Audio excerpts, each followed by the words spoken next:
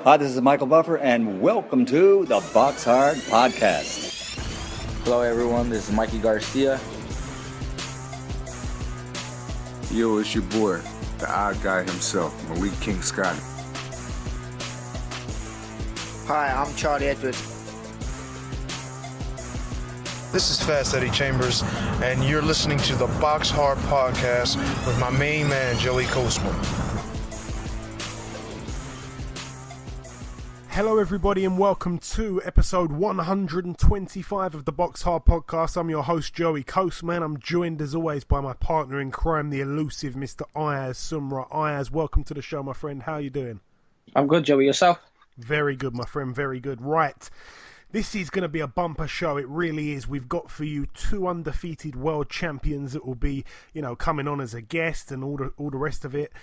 We've also got the winner of the T-shirt competition to be announced a little bit later on. So let's waste no more time. Let's get straight underway with the reviewing. Starting from last Thursday. This was the 1st of March.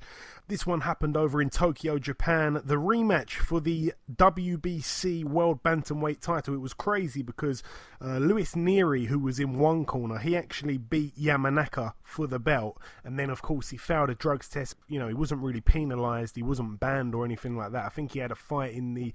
in the aftermath, like a couple months after, something like that. So he wasn't banned, and then they had the rematch here. But going into this fight, by the way, Luis Nery actually fouled the weight, so the belt was only on the line for Shinsuke Yamanaka, who was 27-1 with 2 draws going in. Of course, that one loss came to Nery, and Luis Nery 25-0. He got in there. He's only a young kid. I mean, people have kind of made their mind up about him a little bit with the drugs test and stuff like that. But anyway, he knocked his man out in the second round. TKO in round 2, so a huge win there for Luis Nery. But once again, because he fouled the weight, the belt, the WBC World Bantamweight title is still vacant, so nobody has that at the moment. But Luis Nery proceeds now to 26-0. I'm guessing he'll probably move up in weight to Super Bantam. Shinsuke Yamanaka as well, he's now 27-2 with 2 draws, so all the very best to both guys there. Moving over now to the Bowlers Exhibition Centre in Manchester, Lancashire. One fight to mention on this bill, Jazza Dickens, he picked up win number 23. He's of course got 3 losses also. It was a TKO for him against Barney Aguilez, who was 11-8 going in, now 11-9. That was a TKO there in round 5. Moving over now to the York Hall in Bethnal Green, London. This was a show that I was present for. It was a bit of a madness, to be honest, because the snow was so bad that most of the fights, I think there was supposed to be 9 fights on the bill, and most of those fights fell through. I think there was only 4 at the very end of it. So I'm going to just kind of go over that. We saw, let me start here with, in fact, there was 5 fights in total. DP Carr, he moved to 9-0. It was a points win over 6 rounds against Paul Holt, who was 7-6, so a 6-round points win there. It was quite a close fight as well. The referee scored it 58-57 in favour of DP Carr there. Also on this bill, Harley Ben moved to 3-0. It was a points win over 4 rounds against James Gorman. James Gorman, a journeyman, really. He came into the fight with a record of 8-46. Quite a tough kid, though. I mean, what I will say about Harley Ben, he seemed to... for the first time, I've watched all of his fights. I've been ringside for all of Harley Ben's fights, and sometimes he seems a little bit nervous for me, and this time he came out to his music. He didn't really seem nervous at all. This time when he was fighting, everything was behind the jab. The jab was, being used to set everything up. He seemed quite relaxed, which I liked. He needs to relax a little bit more, I think, to be a little bit of a better fighter, but he's very much a work in progress. I think he's going to get better and better. He seems to kind of, at this stage, he wants to rush his work a little bit too much. I think that he needs to just calm down a little bit. But yeah, it was the best I've seen him. Despite going the full distance, the referee had it 40-37 in favour of Harley Ben. Also on this bill, Jake Petit moved to 3-0. He knocked out Dennis Bartos, who was 1-1. This was a 3rd round TKO, by the way. Bartos was down twice in the 2nd round and once in the 3rd. Jake Petit, he's a product of the iBox gym, I think it is, down in Bromley. Also on this bill, Zach Chelli moved to 4-0. It was a TKO in round 2 against a guy called Prismslaw Binienda, who was 2-16. Zach Chelli once again shows his punching power. It was only a 4-rounder, but he didn't need those 2 extra rounds. And finally, Sanjeev Sahota moved to 11-0. It was a points win over 8 rounds against Kane Baker, who was 5-2 going in. Now, this fight here was a really good fight. It was the fight of the night. I mean, you know, when you get the measuring stick out, his opponent here, Kane Baker, he got stopped in 2 rounds by Conor Benn. You know, going into this fight here, he had a record, you know, winning record of 5-2, like I say. Not much power, though. That's the only real thing with Kane Baker. He doesn't really have much power. He didn't have enough power to keep Sanjeev Sahota off of him, you know, which wasn't a good thing, obviously. He landed some great shots, though, on Sahota, and he made it a really, really tough night's work for Sahota. Sahota was very lethal when he was going to the body, which I noticed, and I thought that it was the right thing to do, because I think that Kane Baker's got quite a skinny frame, so going to the body with the power shots I think was the right thing to do. But Baker's a tough guy, and he showed that here. He snapped Sahota's head back many, many times during the night, and if he did have some power about him, I think he very well could have knocked out Sahota.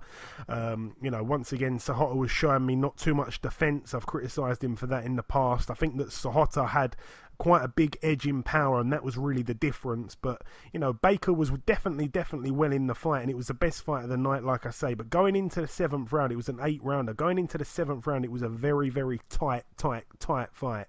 And, you know, another little criticism with Kane Baker, I think he kind of paws with the jab. He doesn't really throw it. He doesn't turn his shot over properly, especially as the rounds go on. He was just pouring with the jab, and Sahota was visibly tired as well, which was quite surprising.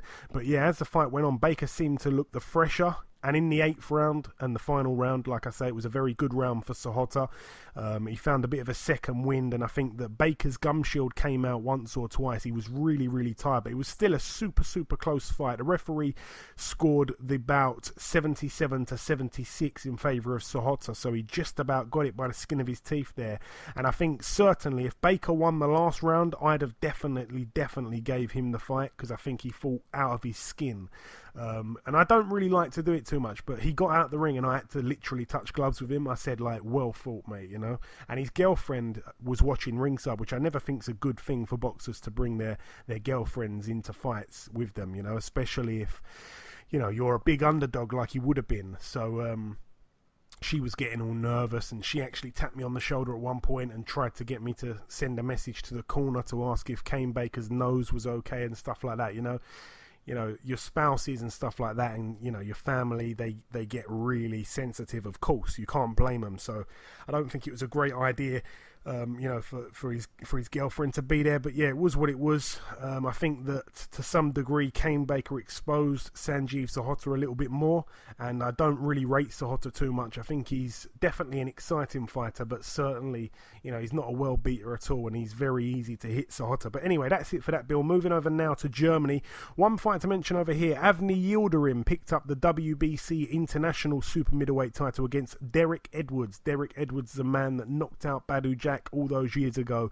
Avni Yildirim now 18-1. It was a unanimous decision over 12 rounds. Also in Germany, but in a different venue, Enrico Colin got in the ring. I think it's his first fight back since losing to Artur Beterbiev for the vacant IBF title. He picked up a knockout in round 1 against Georgi Beroshvili, who was 30-22 with 3 draws. Enrico Colin now 25-2, and the top of this bill for the vacant EBU light heavyweight title, Dominic Bozell. His record 27-1 now. It was a unanimous decision over Sergey Demchenko, who was 18-12 now with 1 draw. So the new EBU light heavyweight champion there, Dominic Bozell. That's a fight I would quite fancy for Anthony Yard, to be honest. Moving over now to the National Stadium in Dublin, Ireland. One thing that I just want to mention on this bill, they were doing some kind of prize fighter thing, and for those that may not remember prize fighter, it's basically like a 6-man tournament where an 8-man tournament where there'd be 4 fights between 8 men, and they'd be 4 3-round fights, and they would all happen on the same night. So as soon as one of you loses, you go out of the competition, and then of course after the 4 fights in the quarterfinals, there'd be 2 fights in the semi-finals, and the winner of the whole thing who won the final would get like a big bonus prize money. So that was going on here in the National Stadium in Dublin. There was a guy here who ended up winning it, and his name was Roy Sheehan, who I've never actually heard of. He came in to the fight with a record of 1-0. He took on a guy called Vladimir Bajewski, who was 2-0 with one draw. He beat him unanimously over 3 rounds. But what really impressed me is he actually beat JJ McDonough, who was 16-3. JJ McDonough, the guy that knocked out Jake Ball. So I thought that was quite impressive. So like I say, he had 3 fights on this bill, Roy Sheehan. He beat that guy there, 2-0, unanimous decision. Then he beat JJ McDonough, unanimous decision. Then he went into the final against Jack Cullen, who was 11-0, quite a prospect, and he knocked him out in the first round. So Roy Sheehan now has a record of 4-0. So I just want to say that's phenomenal for a guy that went into a competition with a record of 1-0, and he's absolutely dominated everything there. So amazing stuff. Maybe Roy Sheehan will become quite a name. We'll have to wait and see. That's it for that one. Moving over now to Puerto Rico at the Coliseo Mario Morales. Juan Manuel Lopez returned to the ring. He's gone on way too long for me. He took on Jason Velez. Lopez was cut over the right eye. Velez knocked Lopez down in the 12th round, and the referee actually stopped the fight after Velez followed up when Juan Manuel Lopez got back up off the floor from being knocked down. Velez steamed in and the referee stopped it. So a TKO there in the 12th and final round for Jason Velez. His record now 26-4 with 1 draw, and Juan Manuel Lopez needs to hang the gloves up for me, but his record 35-6. Moving over now to the Emperor's Palace in Kempton Park, South Africa. 1 fight or 2 fights to mention on here, just 1 actually. This bill was on Box Nation. It was the 7 o'clock card. I think it actually came on at 5:30, my mistake. But anyway, Kevin Lerena, 19-1. He put his IBO World Cruiserweight title on the line against Dimitro Kucha, the guy that knocked out Enzo Macaronelli and then lost to Marco Huck. It was a 12-round unanimous decision in favour of Kevin Lerena, so he successfully defends this IBO World Cruiserweight title. Lerena now 20-1. Dimitro Kucha 24-3 with 1 draw. Moving over now to the Brentwood Centre in Brentwood, Essex. A couple fights to mention on this one. Aaron Morgan, 12-1. His only loss came to Joe Pigford. That was a fantastic fight, by the way. But anyway, he returned to the ring against a guy called Victor Edaga, who was 0-26 with 1 draw. It was a points win over 4 rounds for Aaron Morgan. Also, Sonny Edwards, who was supposed to be fighting on the Friday night at York Hall, the show that I was at. That fight fell through, and he ended up fighting on this card, which was at MTK Global show. He took on Patrick Bartos, who was 12-17. Bartos was down 4 times, and he was knocked out a TKO in the second round there for Sonny Edwards, so he's now 7-0. In fact, let me just quickly pause what I'm saying here 1 second and just go over to my WhatsApp conversation with Sonny Edwards. I spoke to him the other day, and I'm sure I mentioned this fighter to him. Let me just quickly have a look here. Patrick Bartos. Yeah, I mentioned him because he fought the week before and he got beat by Harvey Horn. And I know that a lot of people are actually comparing Harvey Horn with Sonny Edwards. Well, Sonny Edwards, I literally told him about him, and he actually said to me here, I'm going to see if I can get him. And I said, what, Patrick Bartos? And he said, yeah, I'm going to try and see if I can get him. I'd like to stop him as well. And he obviously got him. So I'm going to take a bit of credit for the matchmaking there. But yeah, getting the measuring stick out here, this guy, Patrick Bartos, that he fought, his record now 12-18, but of his losses, he lost, like I say, most recently there in the second round to Sonny Edwards. He went the distance with Harvey Horn over 4 rounds. He got knocked out in 1 round by Haroon Khan. He got knocked out in the second round by Jamie Conlon, and he went the distance over 4 rounds and lost against Prince Patel. So quite a decent job there for Sonny Edwards, who's only 7-0 now. So I quite like that win there. Also on this bill, a guy that I'm quite high on, but I want to see him stepped up a little bit, to be honest. Johnny Coyle, he's a traveller, but he's a very, very good fighter, like most travellers are, to be honest. He's now 18-0 with 1 draw. It was a points win over 6 rounds against Miguel Aguilar. Also on this bill, Larry Ekendale. I think it's his first fight since losing a very, very close one to Gary Corcoran. Of course, Gary Corcoran went on to fight Jeff Horn. But elsewhere, Larry Ekendale moved to 13 wins. He's got 1 loss. It was a points win over 6 rounds against Adam Grabich. That's it for Brentwood Centre. Moving over now to the SSE Hydro Arena. This one in Glasgow, Scotland, United Kingdom. Couple fights to mention before we get on to the main event. Lee McGregor moved to 3-0, a TKO in 2 rounds against Pablo Nevarez. Chantel Cameron successfully defended her IBO World Female Lightweight title against Miriam Delau. Chantel Cameron now 6-0. It was a unanimous decision over 10 rounds. Also on this bill, Jason Easton 11-0, lost his and lost his chance really at the Commonwealth title because the Commonwealth Super Lightweight title was on the line. It was vacant. Glenn Foote was in the other corner. Very, very good fight Glenn Foote fought there. I think that Jason Easton, to his own admittance, really fought the wrong fight. He was down in the second round, but ultimately he was TKO'd in round 11. So Glenn Foote now 22-3. Really, really good win for him. And Jason Easton now 11-1. But the main event here, Josh Taylor 11-0 took on Winston Campos. Of course, it was supposed to be Humberto Soto. We got a bit of a late replacement here. And I tell you what, Josh Taylor went into that fight like a man on a mission. It was, of course, for the WBC Silver Super Lightweight title.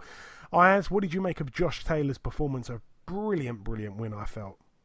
I think, like I said, Josh Taylor is a brilliant fight, and I think what a win it was. I really wanted to see the Soto fight because I think that would have been a brilliant fight for him. But well done to Josh Taylor, and I think he'll become in the future, I think he's going to become a world champion. Yeah, I certainly agree with that. Josh Taylor, to me, is just a complete animal. 2 knockdowns came in that second round, and he just dominated the guy from the first bell. What I like about Josh Taylor is he throws a lot of feints, so he's very hard to read. He's got so much punch variety. He's got the speed, he's got the power, he's got the size, he's got the strength. He's got it all, you know. And the third round, after knocking Campos down, Campos got back up and didn't seem like he really wanted it too much at all. Victor Lachlan waved it off. It looked a little bit premature because Campos didn't really look hurt that much, but you know, he just didn't seem to fancy it, so it was what it was. A very, very good win there for Josh Taylor, a 3rd round TKO. He's now 12-0. After the fight, he actually called out Mikey Garcia, which I thought was quite interesting, and Shane and Barry McGuigan both saying he's very much ready for a world level fight now. Moving over now to the Sheffield Arena in Yorkshire, United Kingdom. A couple fights on the undercard just to fly through quickly. Rocky Fielding moved to 26-1. It was a points win over 8 rounds against Carol Horsjack. Atif Shafiq moved to 19-2. It was a TKO in round 5 against Lee Appleyard. Appleyard was down 3 times. So a really big win there for Atif Shafiq. Fantastic win for the Ingle Gym, and what a great night it was for the Ingle Gym, moving up the bill. Kid Galahad, another fighter out of the Ingle Gym. He got the knockout in round 3 against Irvin Berry. Irvin Berry, he went into the fight with a record of 23-7 with 2 draws, now 23-8 with 2 draws. Kid Galahad still undefeated, now 24-0.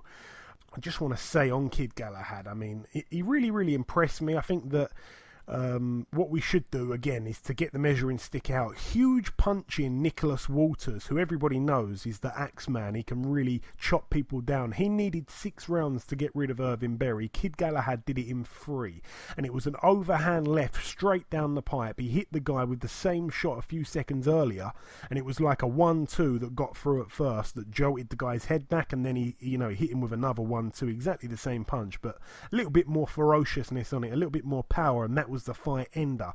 And like I say, his opponent was he wasn't out cold, but he needed a serious amount of time and medical attention before he could get back up. He couldn't get back up straight away. His head landed on the bottom rope, as he fell down to the canvas. It was also Kid Galahad's birthday as well, so a fantastic win for him. I'm sure that that was like a cherry on a cake itself. And if there's one thing he would have wanted for his birthday, it would have been a world title shot. So I'm sure that Eddie Hearn can probably deliver that for him if those 2 guys end up linking up. But I think he's more than ready now, Kid Galahad, and he will fight anybody, I believe.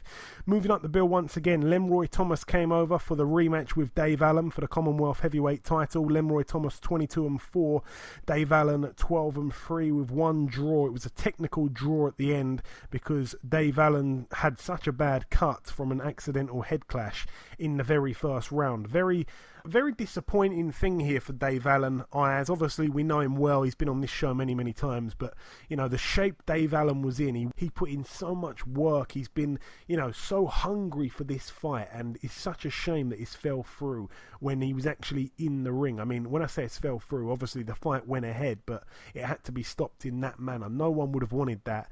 And I'm not quite sure what's going to happen next. I mean, I don't know what's going to happen next. I mean, is Eddie Hearn going to put his hand in his pocket to get Lemroy over for a third time? And let's be honest, Dave Allen, you know, even though he's the slight favourite, it's no given that he's going to win this fight, you know? Is he going to end up paying Lemroy 3 times to come over? I'm not quite sure. I think he's definitely gone down the pecking order. You know, I don't think Dave Allen is a guy that Eddie Hearn sees as having any kind of, you know, world title aspirations on a realistic level. I don't think he's going to make it as far as to become a world champion at heavyweight, but I don't know what Eddie Hearn's going to do, because I know it means quite a personal thing for him. It's quite a personal kind of matter between him and Dave Allen. I know that Eddie Hearn's got a lot of time for him, but I just don't know if he's going to want to dig deep once again for Lemroy Thomas. And it's a shame if that does happen, because I'm hearing that Joe Joyce is trying to fight Lemroy Thomas, and I'm a little bit fearful that if that fight happens, then, you know, Dave Allen won't even get the Commonwealth title. You know what I mean? So I feel quite bad for Dave Allen. But yeah, if that happens, if Joe Joyce does fight Lemroy Thomas, he would win easy. And they're saying, I mean, I've heard some whispers that it may be on the Hey Bellew undercard. And if that was to happen, that'd be a right shame, because I feel like Eddie Hearn would be kind of stabbing you know, Dave Allen in the back a little bit, putting it on that show. I think if it's going to happen, it's got to happen on one of Haymaker's shows himself. You know what I mean? I don't think Eddie Hearn should get involved in bringing him over to fight somebody else. That would be quite unfair. But, yeah, it is what it is. A real shame for Dave Allen there. Gamal Yafai on this bill as well. What a fight this was, by the way. It was probably the fight of the card here. Gamal Yafai 14-0 took on Gavin McDonnell 18-1 with 2 draws. It was for the WBC International Super Bantamweight title.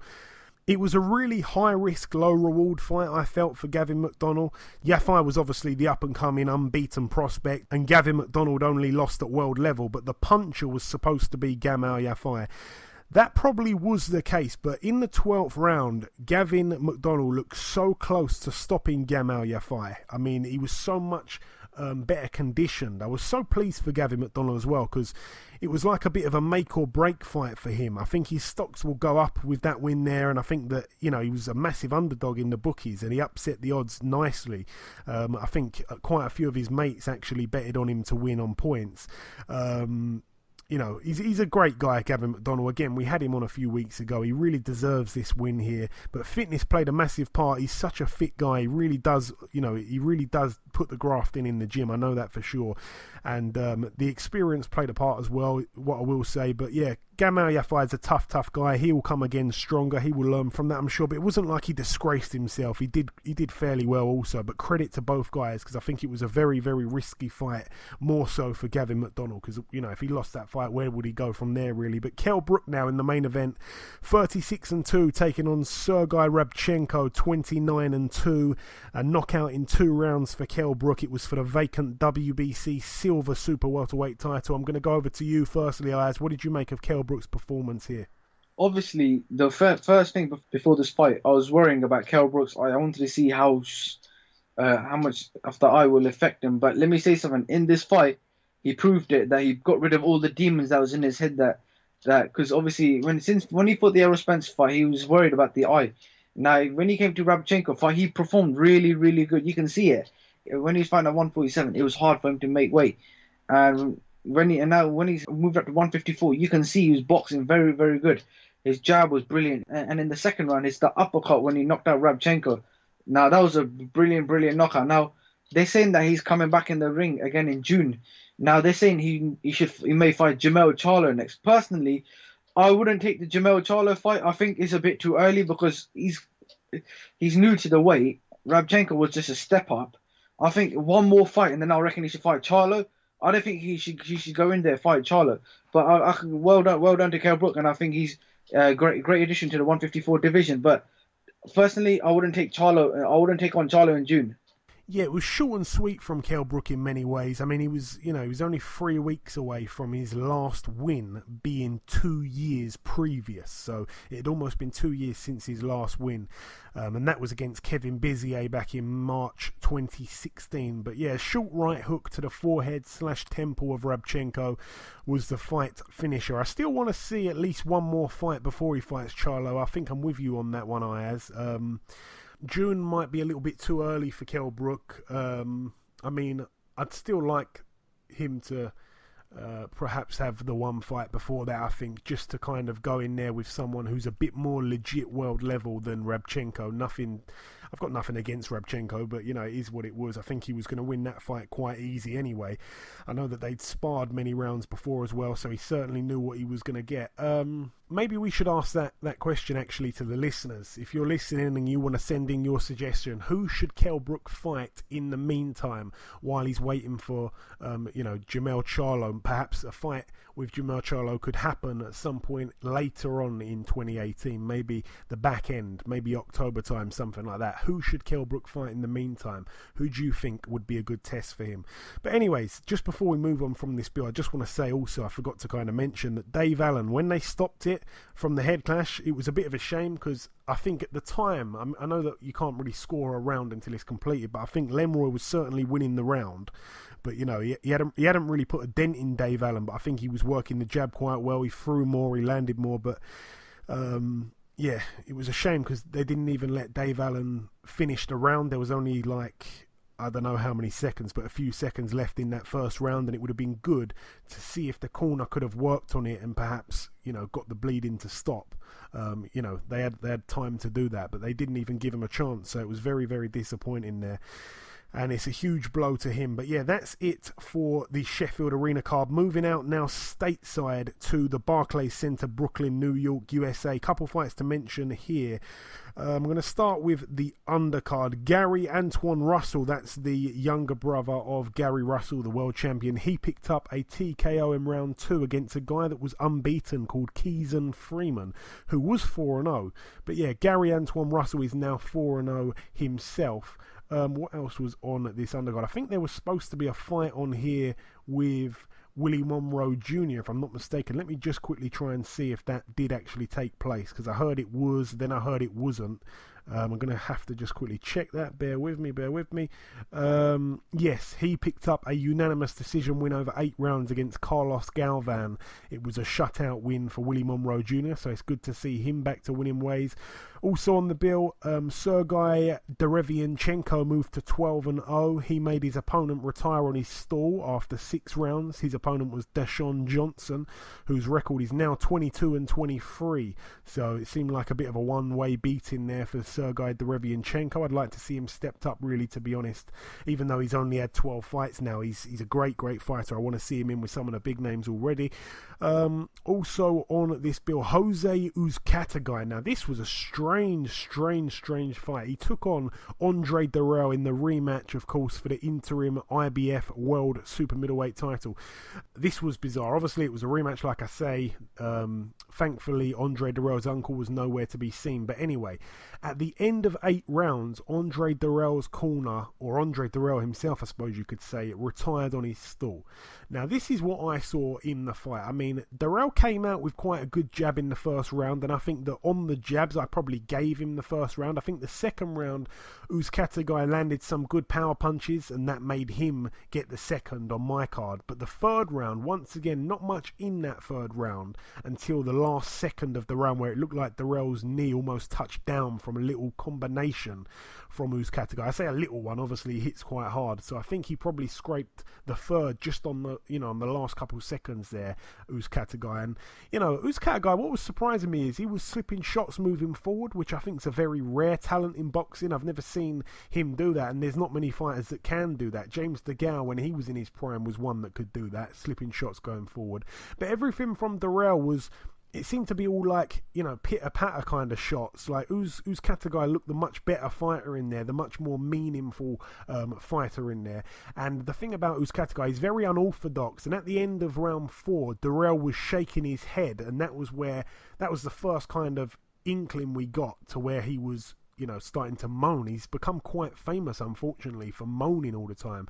And in the fifth round, I thought the fifth round was quite a close round. It was perhaps even a 10-10 round, but there was moments in that fifth for both fighters. I think Dirrell's jabs were quite good in the fifth. I think Uzcateguy's both hands really were landing, here and there, so it was quite a close round. But Uzcategui kept leaning forward, using his head movement to shift left and right to avoid a lot of punches. I think it was quite eye-catching work, really, even though it was defensive. Dirrell should have thrown uppercuts, I think, at that point, by the way, which he didn't. But the sixth round, again, for me, was a Dirrell round, and I thought the seventh round was a close round, even though most people thought that Uzcategui got it, judging by social media. And then, like I say, the eighth round, which was the final round, it was a close round. So the fight, in my eyes, was quite a close fight. And it was just a shame because he quit, and I don't quite understand why. I thought it was quite a close fight. I think that I don't know what my card was at the time, but there was like 1 or 2 points in it to Uzcategui with 9th, 10th, 11th and 12th to go. It certainly wasn't like a done deal, there was still time for Andre Dirrell to win the fight, but I don't know what's wrong with him. It's like a mental thing or something like that, but it was what it was, and he's almost becoming the Victor Ortiz of the super middleweight division, because it's not the first time where he just all of a sudden hasn't fancied it. So a bizarre finish there, but rightly so. I really am happy now that Uzcategui has kind of closed the book on that chapter there with Andre Dirrell. It seemed to be lots and lots of messing around, and the first fight ended very controversially. The second fight, there was no controversial stuff at all. It was very much a good win there for Uzcategui. He's made the guy quit. He's now 27-2, and Andre Dirrell, once again, I don't know where he goes from here. He's now 26-3. Back to the drawing board for him, perhaps even retirement, to be honest. And the main event here, Deontay Wilder 39-0 with 38 knockouts, took on Luis Ortiz 28-0 with 24 knockouts. The TKO came in round 10 for Deontay Wilder, very late and way later than most people thought. It was for the WBC World Heavyweight title. Ortiz was down once in the 5th round and twice in the 10th and final round here. Firstly, Ayaz, before I get into it, please take it away. What a great fight it was, by the way. Oh, what a great fight it was. Well done to Deontay Wilder for winning the fight. Finally, he's fought a decent opponent, which is Luis Ortiz. What can I say? Well, Deontay Wilder, he's a good fight, he is. He did very good. Luis Ortiz did trouble him in the 7th round. The way Deontay Wilder fight, he swings a lot. He's one of those people that he's like a one-out, one-punch knockout artist. And obviously in the 10th round, we saw him knock out Luis Ortiz. But if he doesn't fight Joshua, who does he fight next? That's what I really want to know. To be honest, a fight I want to see is him and Dillian Whyte. I think it would be a very good fight. I think he should fight Dillian Whyte next. And I think Joshua should fight Jarrell Miller should he beat Joseph Parker. And then the winner fights in the unification. But I'm not quite sure who Deontay Wilder is going to fight next. But I want to see that next. Yeah, I mean, I think that Luis Ortiz, he was very measured from the very beginning. I think everything he did was very calculated. It was a very measured start from Ortiz. He definitely got the first round.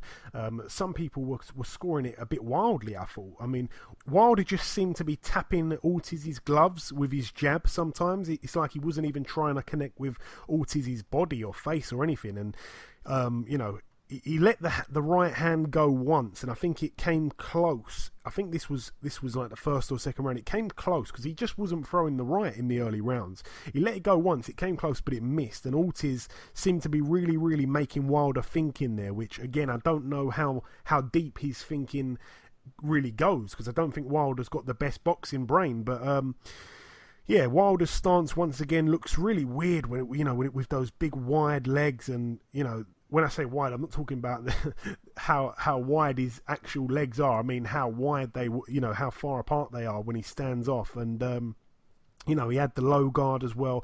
The second round I definitely gave to Ortiz. I think that Wilder just, he was being pushed on the back foot, and on the back foot, Wilder cannot fight on the back foot at all. He looks so bad when he tries to do it. He loses every round when he tries to do it, and it doesn't have to be Luis Ortiz against him. It can be Gerald Washington. It can be Artur Spilka. He cannot fight off the back foot. In the third round, barely anybody landed a punch, even a jab. Like, literally, nobody landed anything, but I had to give it to Ortiz once again. I mean, he was not doing much, to be honest, but no one really overcommitted like the pair of them. I think it was quite a slow-paced fight as well at that stage, and that's when I was thinking to myself that Luis Ortiz is probably happy with the pace of the fight, because obviously he's the older guy. We're not quite sure how many years older he is, but he's the older guy on paper, and physically, you can see that with your own eyes. He's certainly the older guy. And as the fight would go on, you'd imagine he'd probably tire sooner than Wilder. So I think the pace of the fight, he probably could have done 15 rounds with the early pace of the fight, because it was really slow. It was kind of suiting Ortiz. And I think that after 4 rounds, I had Ortiz winning every single round. Again, some people don't agree with that. But yeah, Wilder's freakish power came out of nowhere. He seemed to catch Ortiz square on. Ortiz went down, of course, for a 10-8 round. I think at that stage, that was in the 5th round. So that meant on my card, it was 48-46 after 5 rounds in favour of Ortiz. I wasn't quite sure if the fight would go on for much longer after that, but perhaps Ortiz got saved by the bell as well. Because, you know what I mean, he was given a count and then the round ended and Deontay didn't even have time to run over there and throw anything. He was literally saved by the bell. But Ortiz has got a great poker face, and, he acts like he's not hurt and you just don't know. He's got a great poker face. In round 6, it was starting to really heat up. The pace got picked up for sure. Both men were landing good shots, but I felt that Wilder probably got the better shots off in that round. So again, he closed the gap. I think it was 57-56. I had it after 6 rounds in favour of Ortiz. And then round 7, I mean, Jesus Christ, there was even grounds to make it a 10-8 round. I know that Adam Smith on Sky Sports commentary certainly made a case for that. I mean, it was such a big round for Luis Ortiz, especially in the second half of the round. I mean, he caught Deontay Wilder with a short right hook counterpunch, and Wilder literally had nothing. The referee could have stopped it at a few different points. He was absolutely gone. Ortiz was swarming him, but the thing is, Ortiz was swarming him, but it was clever. He was applying clever pressure. He wasn't over committing. He wasn't going wild. He was still putting the pressure on, but it was very, very clever, very, very composed stuff from Ortiz. And I just couldn't believe that Wilder didn't go down. That's the only thing I will say. I actually give him credit for not going down, because he was in so much trouble. And I think the next round after that, Ortiz won that round. It was a couple of good shots that he landed that really kind of did it for me. And for me as well, I think that Wilder definitely shown us he's got quite a good chin, whereas he's been knocked for having a bad chin before, for all these old amateur fights and the sparring rumours that we hear. But he actually shown quite a good chin to us there. And like I say, if you gave Ortiz a 10-8 round, then that would mean, because he definitely did win the next round after that, 10-9, that would mean that the scores would be 77-73 in favour of Ortiz, providing you scored it like Adam Smith did or like I did. So effectively he was 4 points up with just 4 rounds to go. So it was, Wilder needed a knockout. Otherwise it would be a draw if he won every single round. Otherwise, if he lost one of the next 4 rounds, which he probably would have, then he'd have lost the fight. But I wasn't too sure about giving it a 10-8, because it was a good round, but I'm not massive on doing 10-8 rounds unless there's a knockdown or a point took off, obviously. But I think Wilder did unbelievably well to not go down. Like I say, I think probably a 10-9, but yeah, 3 points would have been in it at that point with 4 points to go, meaning 4 rounds to go, 3 points. I hope I'm not confusing no one, but yeah, there was 3 points in it at that point, and we were going into the 9th round, so there was 9, 10, 11 and 12. That's if you didn't give it a 10-8. I think Wilder probably just pinched the 9th round in the last 20 seconds as well, so again, that would put him 2 or 3 points behind Ortiz with 3 rounds to go. And then of course in that 10th round, he really needed to win these rounds, and he certainly won that round. I mean, that was the end of it, 2 knockdowns in the 10th. And once again, we've seen Wilder's punching power just get him through these fights again. I mean, Ortiz was absolutely gone. I really can't believe he got up from the first knockdown and he just didn't have anything left. I mean, he really emptied the gasket. Even though I say he was applying smart pressure when he had Wilder in trouble, he did go for it. He did put his foot on the gas, and it was late in the fight as well. You know what I mean? So, yeah, he didn't have too much left, especially as the rounds progressed. And he was just completely exhausted. He had nothing left in him, and we really don't know how old he is. But yeah, Wilder, he's just incredibly fit, and he's got the power. So, he's very dangerous for that reason. But sometimes I do kind of think that he makes a bit of a mockery of the sport because he's just technically terrible. We've seen him getting beat by Szpilka. We've seen him getting schooled by Gerald Washington. And these guys, you wouldn't say are world level guys. So, once again, against Luis Ortiz here, Luis Ortiz was getting to him. It's certainly on my card, Luis Ortiz was handily leading. But of course, on the judges' cards, all three judges had Wilder up by a round at the point of the stoppage. I don't know if you scored the fight, but that is absolutely shocking to know that. I mean, how could anyone have had Wilder up by 1 round at that point? It wasn't even close, in my opinion. Especially not to give it to Wilder. I mean, Ayaz, did you know that, or am I telling you that for the first time? That was crazy. No, you're actually telling me that for the first time. But I can see, I did. A lot of people did have Ortiz up, but then again, in most fights have been that against Wilder. But then Wilder gets the knockout. Yeah, I know. I mean, like I say, he was definitely leading Ortiz, and I know that Johnny Nelson made quite a deal of it. But when we found out that at the time of the stoppage, Wilder was leading by 1 point, I mean, that was shocking. That was really, really bad. I couldn't believe it. That was criminal judging there. So it seems like he was going to get robbed on the cards anyway, poor Ortiz. So I'm gutted for him. But yeah, it's a real shame because, like I say, he's waited such a long time to get the shot, and then that happens. But yeah, look, there's no complaints with how Wilder won. He's got the power, and at the end of the day, it's a 12-round fight, not a 6-round fight or a 3-round fight. Otherwise, Ortiz would have absolutely walked it. But he just gets lucky, doesn't he? He's the luckiest man in boxing. He's just got that fight finishing power. One shot is all it takes, and that's it. And he always seems to find it. So yeah, if he fights anybody, and I'm talking about who would you put him in there with, Ayaz, who you'd say would outbox him? I'm not saying they would beat him, but they'd comfortably be outboxing him until he lands that shot, or would probably beat him if he didn't land that shot. Joshua, 100% I'd favour over Wilder massively after that. Because when I saw that, he looked so bad. Once again, every time he fights, I see how bad he really is. 2 people I reckon I'll box him up. Tyson Fury and Dillian. Oh. Yeah, but Joshua's in there as well, yeah? Yes, I'll put Joshua. But I think for me, it has to be Dillian White and Tyson Fury. I mean, there's even arguments, and honestly, I don't know. I don't want to go overboard here, but I even think that, I'd like to see him and Dominic Breazeale. I think that would be quite a good fight, because Breazeale can certainly take a big beating. We saw that against Joshua. I think that would be a good fight. I think Breazeale would be outboxing him. And also, I'd even like to see him take on someone like Pulev. I think Pulev would really be troubling him with the jab and stuff like that, So, damn, I mean, he's got to be careful who he fights. He needs to keep hold of that belt, to get the big money fight with Joshua, because literally every single fight I've seen him in, and I'm looking at his last few fights, Deontay Wilder, Luis Ortiz, Bermane-Stiverne, that was terrible, Bermane-Stiverne, I'm going to leave that one out, but, Gerald Washington, Artur Szpilka, these guys, those 3 that I mentioned there, they were comfortably beating him at the point of the knockout, you know what I mean? So, let's be honest, Artur Szpilka, what would Joshua do to him?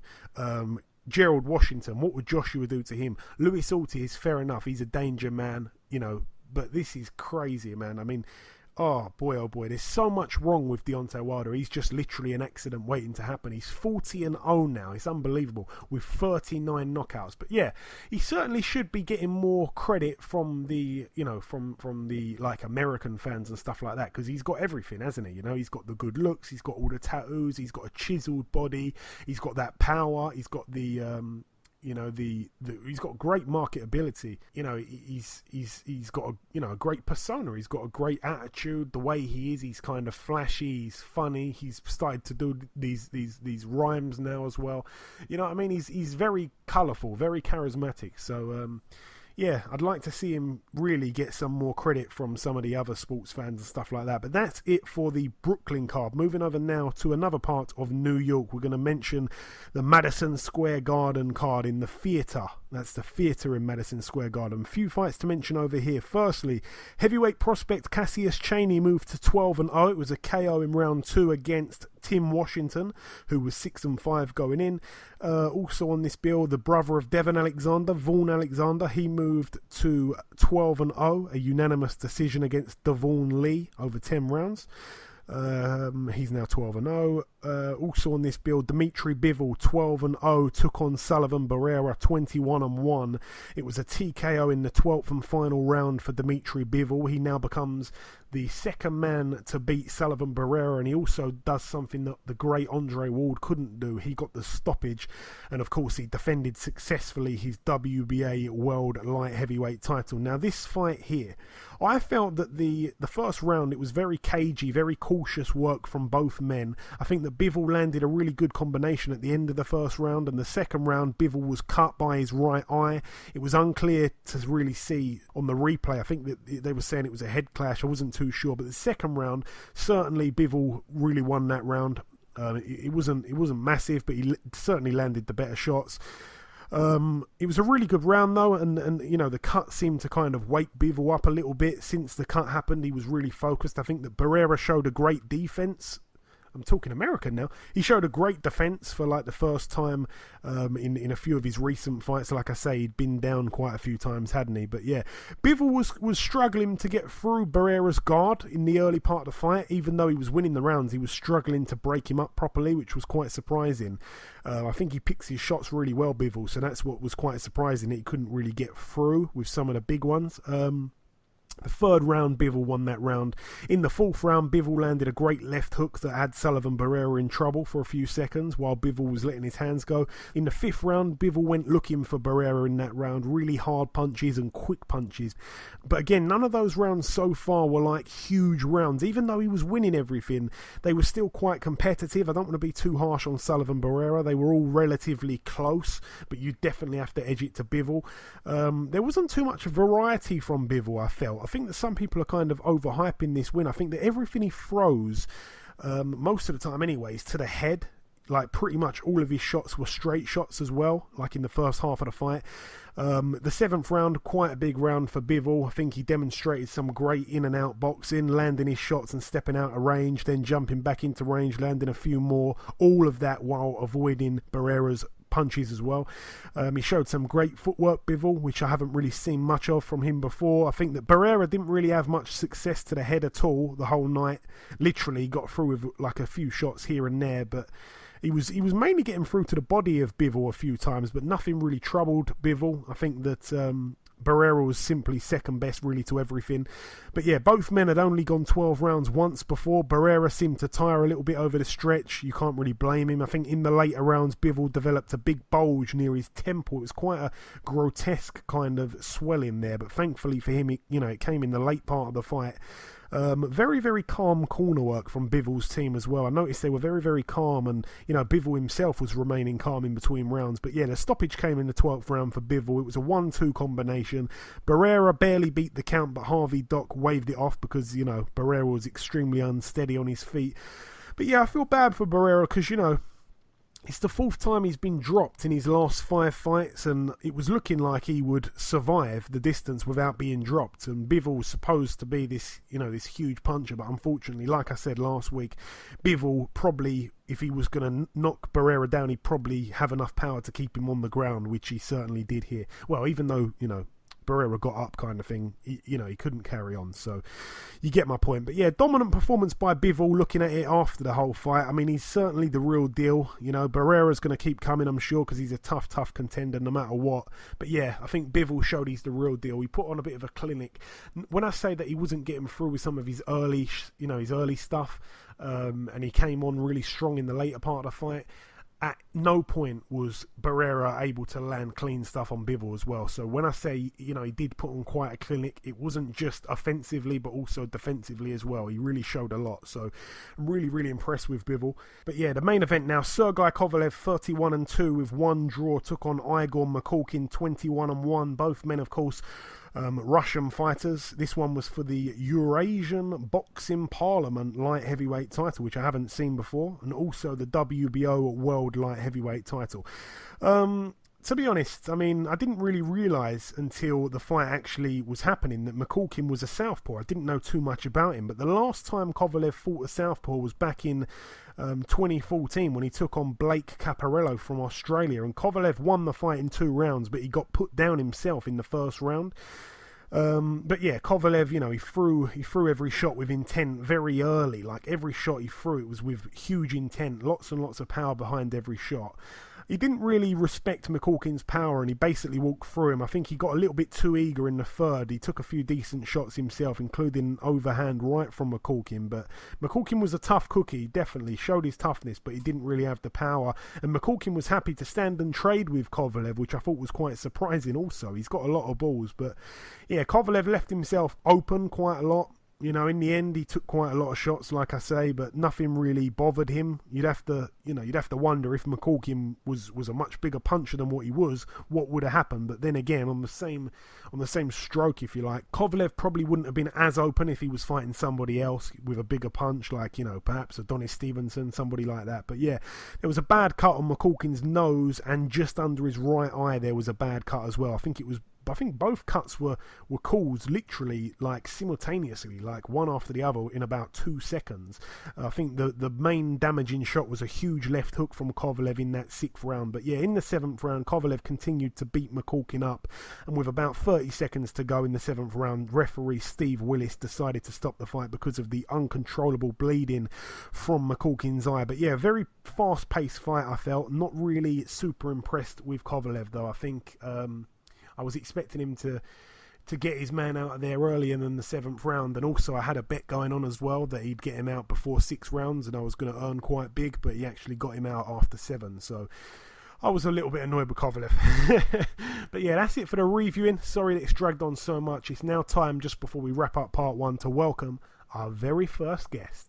Ladies and gentlemen, please welcome the undefeated WBO Featherweight Champion of the World, Mr. Oscar Valdez. Oscar, welcome to the show, my man.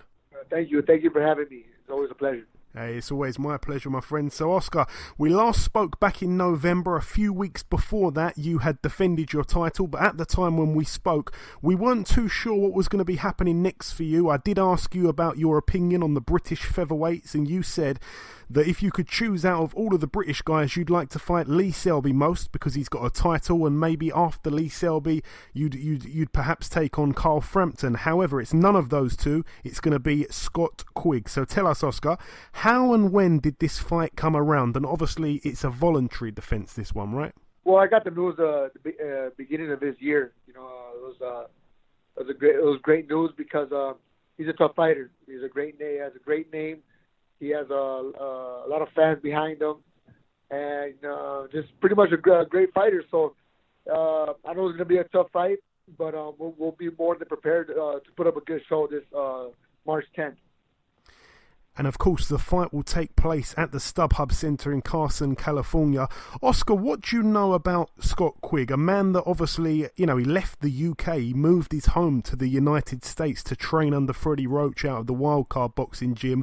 Obviously, myself and most of our listeners on this show, we know Scott Quigg very well, as you'd imagine, and his record currently stands at 34-1 with 2 draws, that 1 loss, a decision loss to Carl Frampton. Yeah, I know him very well. I've seen him fight before. And also, we have got the chance to spar him already. Went to Freddie Roach's gym and we sparred. And that's one of the reasons why I know he's a tough fighter. We went in there and we went toe-to-toe. And got nothing to say but good words to Scott Quigg. He's a tough fighter. Hits hard. He has good footwork. And just overall, just a complete fighter. Not taking this fight nothing lightly. Training extra hard because I know he's a tough fighter. So I think this is a fight that the fans are going to like because of Scott Quigg and my style. This is going to be a perfect fight to put up a good show. Now, I'm not going to ask you how the sparring went. That would be a little bit disrespectful. I'm not going to say if you got the better of it or whatever. But going on the sparring and the competitiveness of the sparring, are you saying that if the fight is something like the sparring, that all the fans are in for a great fight? Oh, yeah, definitely. If it's something what we did on the sparring, we went toe-to-toe, I'm pretty sure the fans are going to like it because that's what the fans like to see. They like to see a good fight. They don't like to see a style just pretty much just running. Scott Quigg, he proved he's a warrior inside the ring. I've seen him fight before. And like I said, his style and my style is going to be a perfect style for the fans to watch. So tune in and expect to see fireworks that night. And was this the fight that you wanted most, or were there other people unavailable? Because I know that right now all the other champions at featherweight have all got fights scheduled in the coming weeks or months. So was this the fight that you wanted, or was it really because all the other guys were busy? Because I know you want a unification fight as soon as possible. No, to be honest, I mean, I wouldn't deny no fights. You know, I mean, if I got the chance to fight Scott Quigg, or if it was Lee Selby or Frampton, either one of those guys, I'm more than happy to take the fights. And just getting the news that it's one of them, which is Scott Quigg, I got excited. So it's not going to be an easy fight. I know that. So these are the big names we've been looking for, and you know, I got a tough fight in front of me. So you know, taking this fight very seriously, and just take it fight by fight, day by day. And I remember last time we spoke, you told me that you wanted to be fighting 3 times a year. Obviously, this fight's happening here March the 10th, Saturday. Providing all goes well for you in this fight against Scott Quigg, is March early enough for you to still be on course to have 3 fights in 2018? Oh, definitely. I mean, like I said, I like to stay active. Obviously, I always visualize myself coming out victorious. That's always my mind. I'm gonna win that night, and you know, just try to keep on advancing. That's my mentality. You know, I've always had it, and then you know, I'm sticking to it. You know, if everything goes well, we'll see. We'll see when is my next fight. But hopefully, we can get 3 more. We can get 3 fights this year, and just keep on improving. I mean, like I said, my dream is to become one of the best fighters in the world, considered as one of the best international wise. And for that to happen, I got to fight the best. And right now, the best is considered Scott Quigg. So let's get it on with Scott Quigg. And after that, we'll just keep on advancing. But like I said, I'm taking it day by day, fight by fight, and just being smart in there. And I want to get your opinion on a couple of other fights that are happening in your division. It's been announced that Carl Frampton will take on Nonito Donaire in April. Have you got any kind of opinion on that one? Who you think will win that fight? Well, I think it's gonna be a good fight. You know, a lot of people might give Donaire, they might underestimate Donaire because they might say he's old and he's finished in the sport of boxing, which I think the contrary. You know, I think Donaire is still a tough fighter. He has a veteran in there. He's fast. He got that power in him. So I wouldn't be surprised if Donaire wins. But on the other hand, if you got Frampton, a tough fighter, strong, he could also box. So you know, that fight is a pretty even fight. You know, I wouldn't put all my money on Frampton because I think Donaire still has a lot in him. So it's an even fight. Yeah, definitely. And also, Leo Santa Cruz versus Abner Mares, the rematch, obviously, a big Mexican fight there. Who wins that one? It's going to be happening in June. Yeah, I think also going to be a good fight because both of them styles was a fan-pleasing style. You know, they both went at it last fight.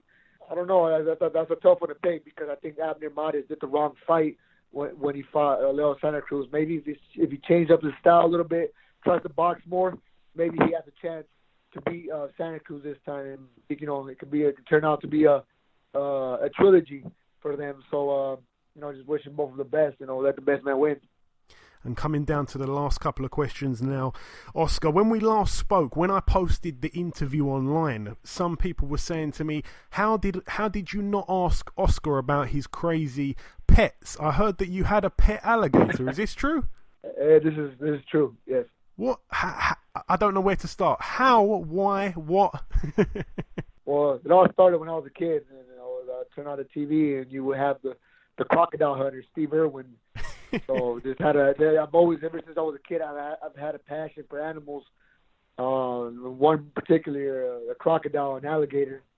And never did I thought when I was a kid I would actually have the chance to own one.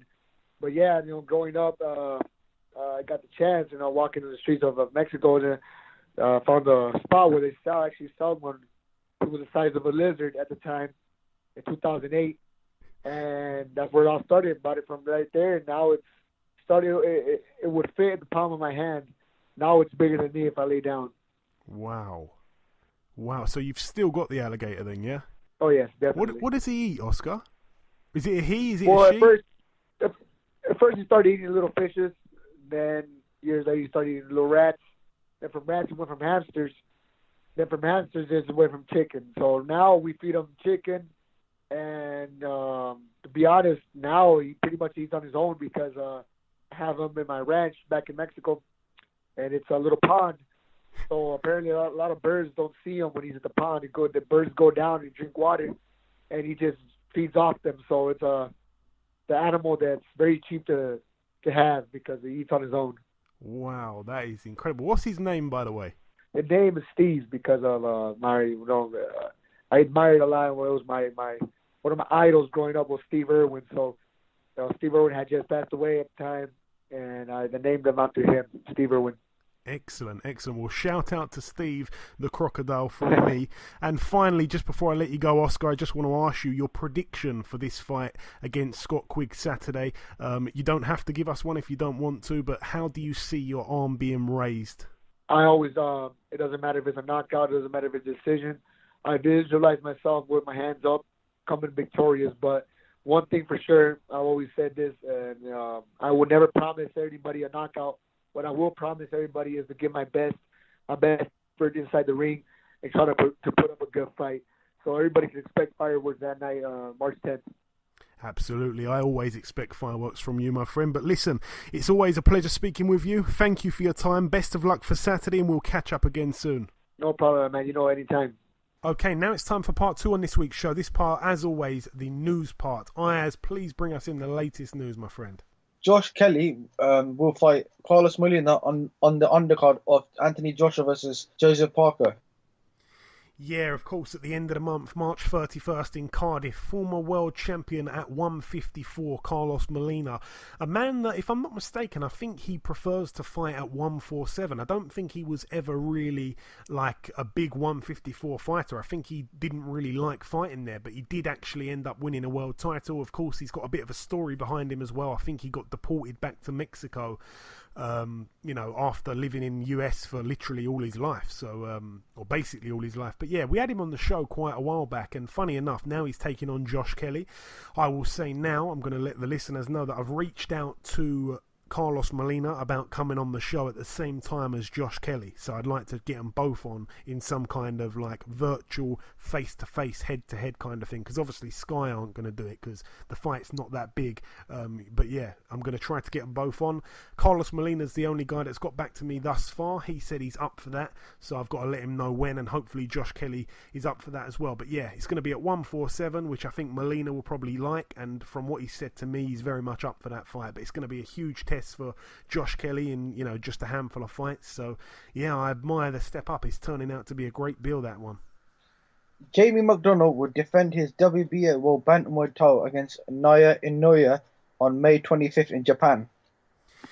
Yeah, Inoue's coming up in weight, obviously. I mean, he's ranked, if I'm not mistaken, in a lot of people's pound-for-pound lists. I think he may even be in the Ring's pound-for-pound list. So he's certainly, a bit of a killer. He's also a big puncher. I mean, he's obviously coming up in weight, and Jamie's a huge bantamweight. But the stories are that Jamie really struggles to make that weight. So I don't know if this is like a big money fight that he's just going to try and take, like a little bit of a cash-out style kind of fight.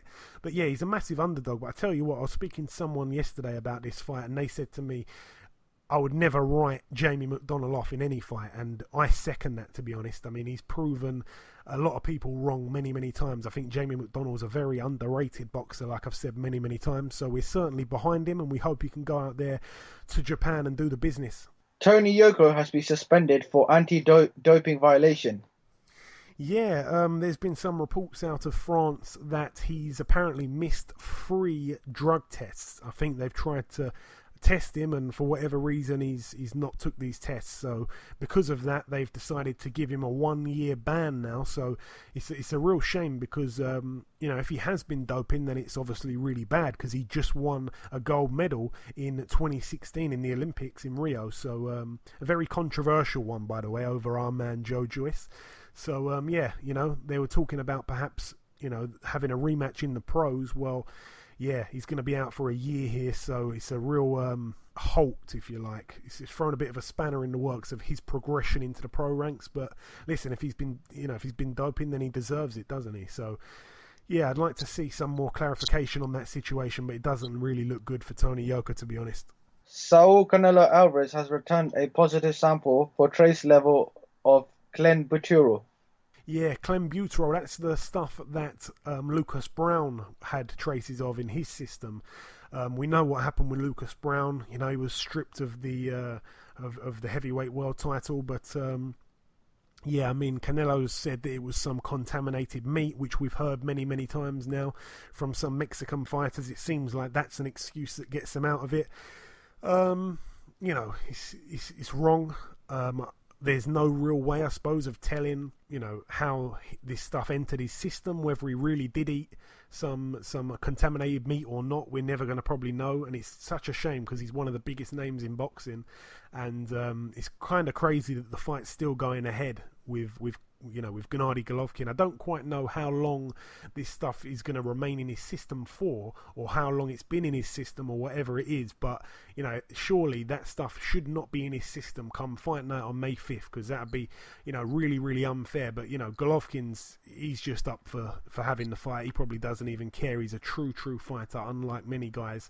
You know, they'd probably pull out of this fight, and he's probably a bit crazy, to be honest, not to. But yeah, I'd like to see the situation cleaned up, because Canelo is a great fighter, but you know, this is very, very stupid if he's done this on purpose. Kazakhstan Olympic gold medalist Dania Yelisanova has signed with Matchroom Boxing.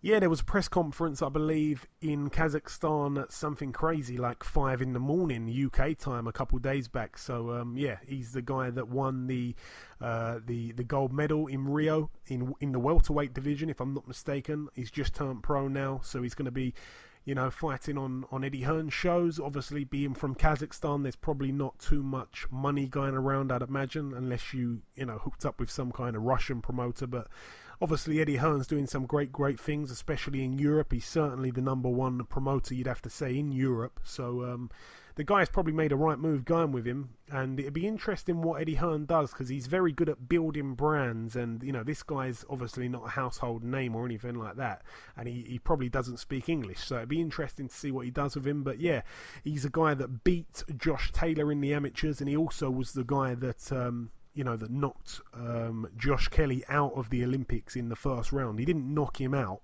in the fight. I think the fight went the distance. It went 3 rounds, but he was the guy that, you know, got Josh Kelly knocked out of the Olympics in the first fight. So yeah, I think it was the first fight. It might have been the second fight. So yeah, this guy is certainly the real deal. I think he dominated Josh Kelly. So yeah, very, very good signing for Eddie Hearn.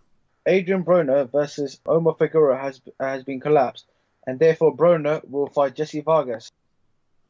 Yeah, that fight is set to happen. I think it's on April 21st, if I'm not mistaken. So I feel really bad for Omar Figueroa. We had him on the show. I think it was a couple weeks ago now, and obviously he's had to pull out with an injury, and he was very confident. He said to me he was going to stop Adrian Broner within 6 rounds, and he's absolutely devastated with this injury. He's been plagued with injuries before, Omar Figueroa, but this is a seriously big fight, or this would have been a seriously big fight for him, and it was one that he had to pull out of due to the seriousness of the injury. So hopefully, he was saying that hopefully he doesn't need to undergo any surgery for it. I think he's had a few tests and stuff like that, so hopefully it's going to heal without needing any surgery. But yeah, the replacement opponent is Jesse Vargas, the former WBO welterweight champion, the man that lost to Manny Pacquiao, and I think he's also the only man to have defeated Saddam Ali. So yeah, he's quite a good fighter, Jesse Vargas. It's a good replacement, but I think that Adrian Broner probably has an easier time with Vargas than he would have with Omar Figueroa for me. So yeah, it's a good replacement, but yeah, it's still going to be a decent fight, I suppose. Bradley Skeet's fight has been pushed back to April. Yeah, Bradley Skeet against Kerman Leharaga from Spain. That fight, I think we may have even said this the other week, but if we didn't, yeah, I think it's been pushed back to April the 28th, so it's about 4 weeks and maybe 5 weeks. I think it's 5 weeks that it's been pushed back, actually, yeah. So it's not too bad, I suppose, but he's had some rotten luck, Bradley Skeet, with all the pullouts and people not wanting to fight him and all this stuff. It's been quite frustrating, so I hope he can keep his head on the game, if you like, and stay focused, so to speak, and I'm sure he will. He's a real good professional, and yeah, do the business in Spain and come back with a European title. So yeah, he's it's a bit annoying for him, but I'm sure it's not going to bother him too much. He's been through this thing time and time again before. And finally, Scott Quigg will fight Louis Ritson on the undercard of Anthony Joshua versus Joseph Parker. Yes, Louis Ritson, of course, fought, I think it was, it wasn't last weekend, just gone, it was a weekend before. He got a knockout in the first round against Joe Murray in his first defence of his British lightweight title, and he's going to be taking on Scott Quigg, the former holder of the belt, in his second defence. And I tell you what, if Louis Ritson can beat Scotty Quigg in good fashion, then that is a huge statement. But yeah, Scotty Quigg really wants this fight. He's certainly very up for it. And it's going to be a great fight. This guy, Louis Ritson, from the Northwest, he's a great talent. Like I say, he's not a flash kid. He puts the graft in the gym. And he's a true hard-working guy. He's a young guy as well. So, if he gets a second defence here, successful one, then he's just got to have that one more fight. I think Eddie Hearn just wants to kind of push him through these defences as quick as possible so he can move on, because he is really good. I'm really liking the look of Louis Ritson. So, yeah, another great fight for that bill, along with the one that we mentioned earlier, Josh Kelly and Carlos Molina. It's going to be, hopefully everybody feels that they're getting the bang for their buck, if you like, as they say. So, yeah, I'm looking forward to that bill as a whole. Is that it for the news, Ayaz, yeah? Yes, that's it for the news. Okay, thank you, Ayaz. Right, moving over now to the previewing. Going to try to go through this as quick as possible. Moving over to the Grand Casino in Hinckley, Minnesota, USA. One fight to mention over here.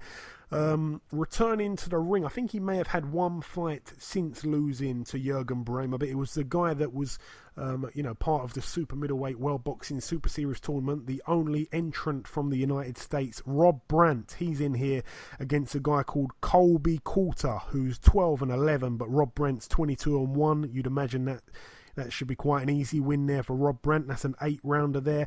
Moving over now to the Parks Casino in Pennsylvania, USA. One fight to mention over here. John Joe Nevin. He looks to move to 10-0. It's an 8-rounder against Alex Torres, who is 6-0. So somebody's O's got to go there. That's an 8-rounder. Moving over now to the Deadwood Mountain Grand in South Dakota, USA. Again, a really strange place to have this fight. Regis Prograis, 20-0, takes on Julius Indongo, 22-1, former world champion. This one's for the interim WBC World Super-Lightweight title. This card, by the way, has been picked up by Box Nation. It's going to be happening tomorrow night. I'm looking forward to that. Early hours of the morning. Yeah, Regis Prograis, 20-0 with 17 knockouts. Julius Indongo in his first fight back since being stopped by Terence Crawford. It's a real shame for Regis Prograis. I mean, we had him on the show a few weeks ago. He was supposed to take on Victor Postel, which would have been a really hard fight, and it was one he was certainly, very much up for. And all of a sudden, Victor Postel pulls out the fight, and then they draft in a southpaw, that can punch, that's been a world champion, that's no disgrace. I mean, he's only lost the one fight to Terence Crawford. This guy is a really good fighter, Julius Indongo. So it's a heavy replacement, and I've spoke to Regis Prograis. He tells me he believes this is a harder fight than the Postel fight, but he's still up for it. So I give him lots and lots of credit for going through with that fight, but that's a really hard fight there. We did the prediction league on this also, Ayaz, while I remember. So yeah, I want to throw it down to you. Regis Prograis against Julius Indongo. How do you see that fight? So far on Twitter, our listeners have gone with Prograis to win by knockout. I'm going for Julius Indongo on points.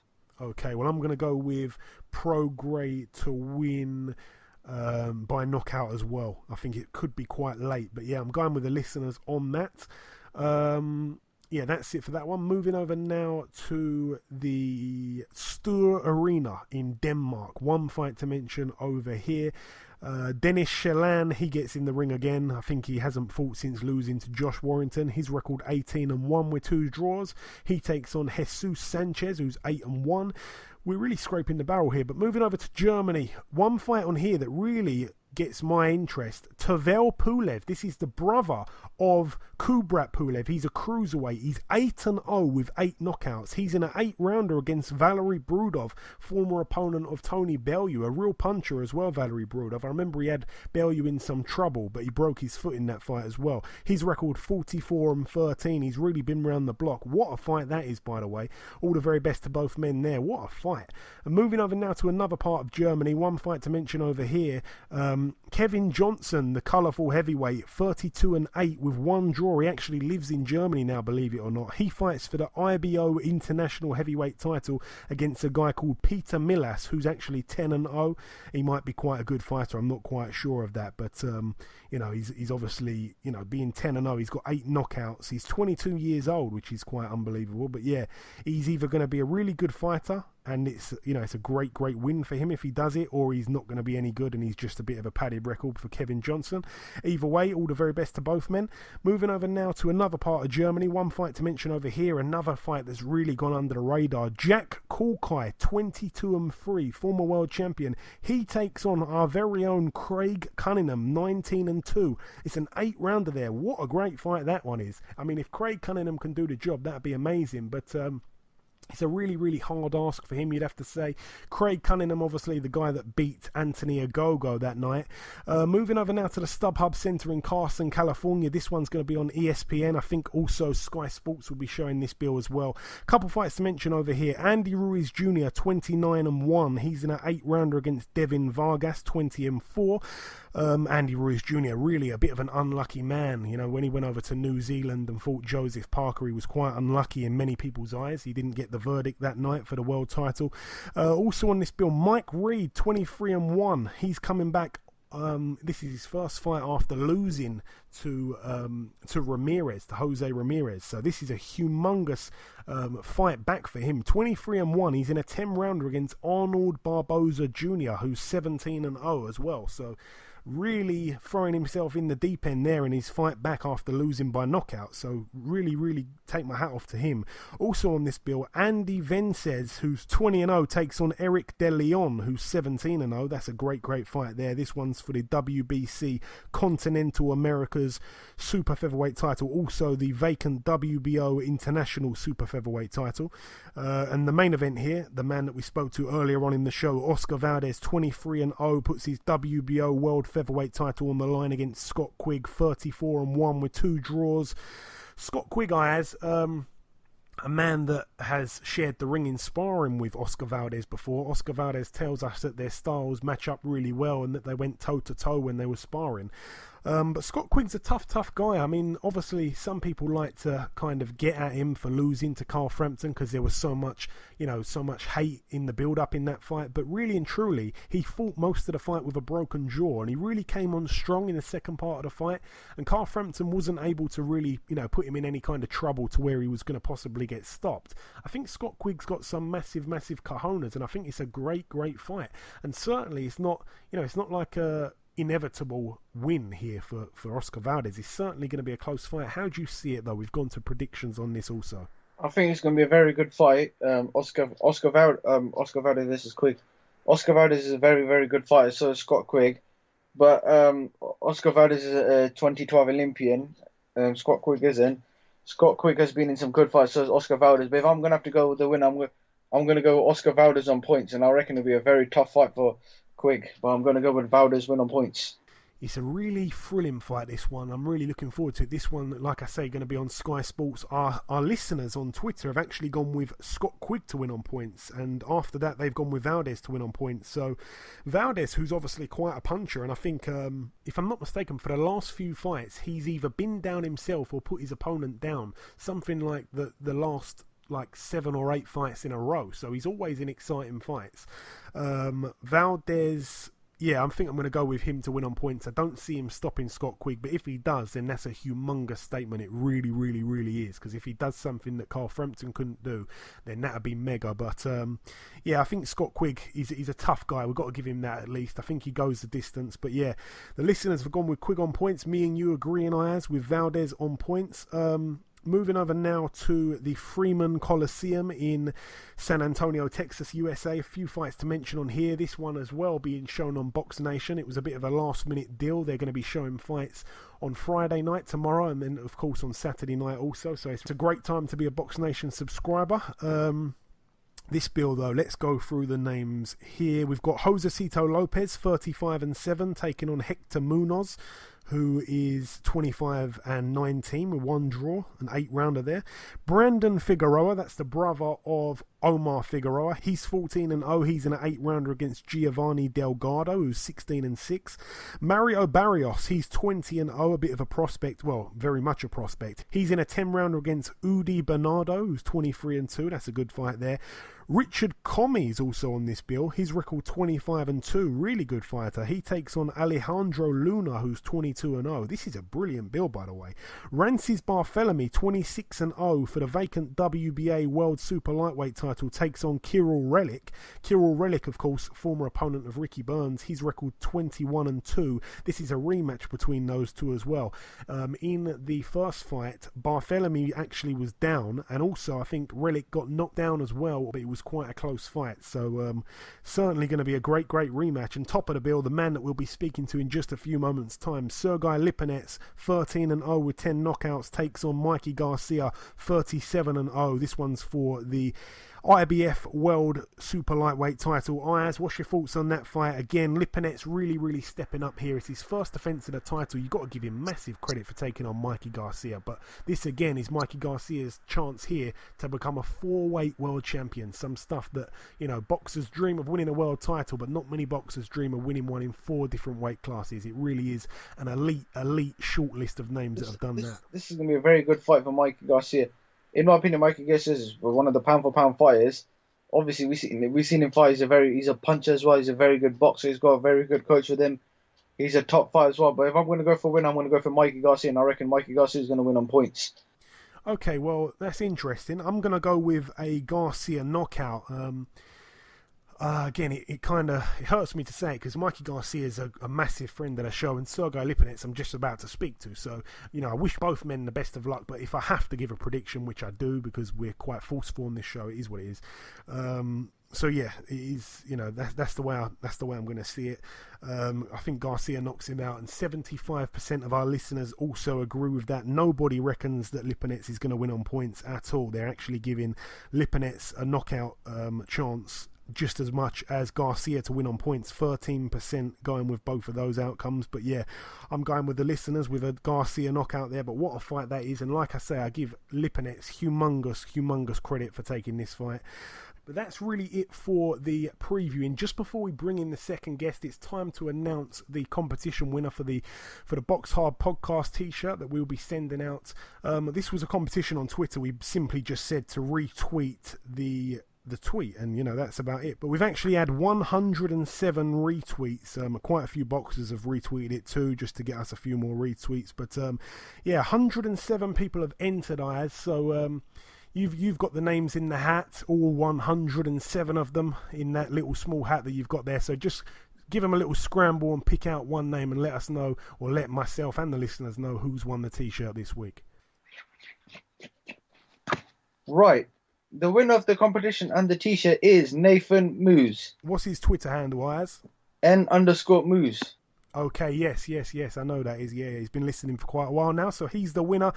We will send out that t-shirt tomorrow. Ayaz will send it out with his special mail. He's got his own mail, Ayaz mail. It should come to you within about 3 months. No, I'm joking. It'll be there within a couple of days, of course. So congratulations, Nathan Muse. Thank you to everybody else that entered the competition, by the way. There will be a follow-up competition coming in probably about 2 weeks. I think we're going to have to order some more t-shirts in to keep these competitions going, because it was quite fun. Like I say, I didn't really realise that there was going to be that many people retweeting. So if you've retweeted, like I say, your name was in the hat. And thank you, everybody, for entering. Ayaz, from you as well, I'm sure.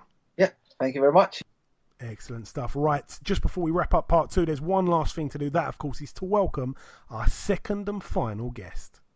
Ladies and gentlemen, please welcome the undefeated IBF Super-Lightweight World Champion, Mr. Sergey Lipinets. Sergey, welcome to the show, my friend. How are you? Good, thank you very much. Thank you. No problem. So, Sergey, you're now the champion of the world. Of course, you beat Akihiro Kondo last time out for the vacant title back in November. You won a unanimous decision. In your first defense here on Saturday, you're going to be fighting Mikey Garcia. So tell me, Sergey, why Mikey Garcia? Very good fighter. Big fight. Потому что хочу известности и Конда очень хороший боксер, но он малоизвестен был. Поэтому мне хочется, чтобы меня узнавали. И хочу быть тоже звездой бокса. Хочу быть лучшим и делать лучшим. Well, first of all, hats off to Mr. Konda. He was a great fighter, and but unfortunately, he was not known to the public in boxing. And if you look at my first 13 fights, you will see that I was always fighting up, never fought down. And every opponent that I had was somebody that was not that easy to fight, and I prevailed. The reason I took Mikey, because that's number one priority for me, to fight the best and get on the top of the food chain as soon as possible. I believe that I possess that quality in boxing. I want fame, I want money, and everything else that comes with it. And I want to ask you, Sergey, have you watched much video on Mikey Garcia? A lot of people say he's one of the best fighters in the world. Do you believe Mikey Garcia is one of the best fighters in the world, Sergey? Я думаю, он из числа лучших боксеров мира, и поэтому мы взяли бой. Well, absolutely, Mikey Garcia is one of the best fighters in the world. That's one of the reasons I agreed to fight him the second they offered that to me. And yes, I did watch his fight, but it really doesn't matter to me. It's still the same thing, you know, two hands, two legs, and one head. Just not a fighter. And if you beat Mikey Garcia, you will become one of the biggest names in boxing. Everybody would be interested in Sergey Lipinets. Everybody would want to see your next fight. So if you beat Mikey Garcia, Sergey, who is next? Who do you want after that? За этот бой, поэтому сначала мне нужно выиграть, а там уже мы посмотрим дальше, что будет. First of all, I'm not looking past that day, the coming up fight. I'm not even going to consider anything else but Mikey Garcia. From what I heard, he's looking to fight this guy and that guy. I'm not going there. I'm not going to do that. I have to do my job on Saturday night, and then my team will figure out what's next for me. Okay, yeah, I like that answer. Very clever. Now, I've seen Sergey training on video. I've seen him training on video. I've seen him pulling a car with a piece of rope. I thought that was crazy. I see Sergey pulling a car. It was amazing. Does Sergey do any other, cool techniques when he's training for a fight? Что-то специальное, что-то разное. Мы меняем, что-то оставляем. И если это помогает выиграть, зачем что-то менять в механизме, если он работает? Well, I'm training different from every fight, but the basis of my training regimen is the same. I mean, it's always worked for me, and why break it? Why fix it if it ain't broken? That's the main thing. I'm getting ready to fight the fight of my life, and everything is on the table for me. And the last two questions now, Sergey. Obviously, you were born in Kazakhstan, just like Gennady Golovkin. Is Gennady perhaps a friend of yours, or at least are you a big fan of Gennady? Everybody loves Gennady, including the UK, of course. Никаких отношений у нас с Геннадием нету, мы просто земляки, и виделись один-два раза. Я не хочу за счет имени Головкина пытаться там выделить свое какое-то имя. Я просто смотрю его бои, он мне очень нравится. Он очень хороший боец, лучший в мире. И я горжусь, что он мой земляк. Well, there's nothing that beyond the fact that we were born in the same place. I've met him one or two times. I love the way he fights. I'm his biggest fan, and always rooting for him to win. But I'm not trying to build my name and my legacy based on me being compared to Gennady Golovkin. I'm building my own legacy, and I want the name of Sergey Lipinets being mentioned in the context of being the best in the world. Yeah, absolutely. And the final question now, I want to ask you, what is your prediction for this fight on Saturday? How do you win this fight and defeat Mikey Garcia and take his undefeated record away? Is it points or is it a knockout? How do you see it? Of course, you can punch as well. 10 knockouts from 13 wins. Никаких предсказаний, мы будем делать свою работу, стараться выиграть. Будем стараться выиграть. И как это получится, мы не знаем, это бокс. Ну, конечно же, каждый из нас хочет выиграть нокаутом, ведь это и есть красивое завершение боксерского вечера, поэтому мы будем стараться. I can't predict anything. I'm just gonna go out there and fight, and of course he's a fighter. I'm the fighter, and everybody's gonna strive for a KO. This is the ultimately. This is what every fighter is aiming for in a boxing match, and that's what he's gonna do. He just said, whichever way it comes, he's gonna win. Okay, listen, Sergey, thank you for your time. Best of luck for Saturday. Good luck, and we will speak again soon, my friend. Thank you very much. Thank you. Thank you, sir. Thank you very much. Have a good day. Speak soon. You got it. All right.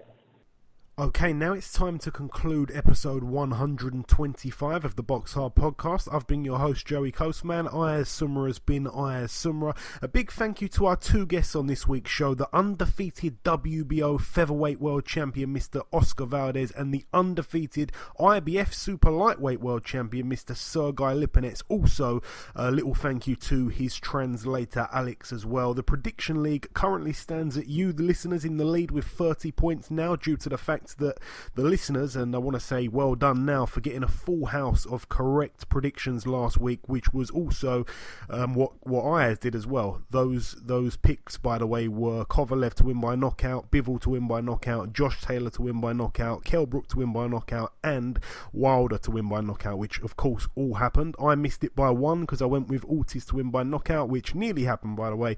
So yeah, Ayaz is on 28 points, you the listeners with 30, and me way behind with 21. Please remember, if you do get a chance, to leave us a review on iTunes, because they mean a lot to us. Thank you all for listening. Enjoy your weekends, people, which I'm sure you will, and we will see you next week.